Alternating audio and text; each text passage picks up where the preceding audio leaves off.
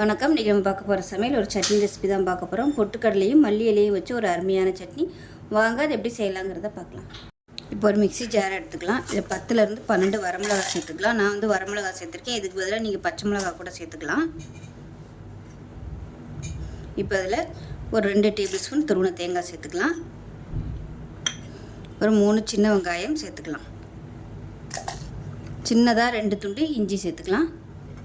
2 பல் பூண்டு, சின்ன சுண்டக்காய் சைஸுக்கு புளி சேர்த்துக்கலாம். ரொம்ப சேர்க்கக்கூடாது, இந்த அளவுக்கு சேர்த்தா போதும். ஒரு கைப்பிடி அளவுக்கு ஃப்ரெஷ்ஷான கொத்தமல்லியை சேர்த்துக்கலாம். இது கூடவே அதில் ஒரு அரை கப் போகிற அளவுக்கு பொட்டுக்கடலை,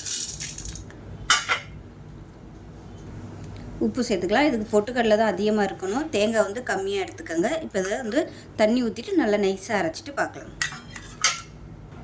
இப்போ பாருங்கள், நல்லா நைஸாக அரைச்சாச்சு. இந்த அளவுக்கு தண்ணியாக அரைச்சிக்கோங்க. இன்னும் கூட தண்ணி ஊற்றிக்கலாம். இப்போ மிக்ஸி அலசிட்டு தண்ணி சேர்த்துக்கலாம். இப்போ பாருங்கள், எப்பயும் போல் கடுகு, உளுந்து, கருவேப்பிலை போட்டு தாளித்து கொட்டிக்கலாம். ஒரு சூப்பரான பொட்டுக்கடலை மல்லி சட்னி ரெடி ஆகிடுச்சு. இட்லி, தோசை, ஊத்தப்பம் எல்லாத்துக்குமே சூப்பராக இருக்கும்.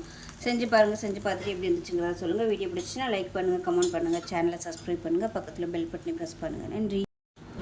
வணக்கம். இன்றைக்கி நம்ம பார்க்க போகிற சமையல் ஒரு சட்னி ரெசிபி தான் பார்க்க போகிறோம். பொட்டுக்கடலையும் மல்லி இலையும் வச்சு ஒரு அருமையான சட்னி. வாங்க அது எப்படி செய்யலாங்கிறத பார்க்கலாம்.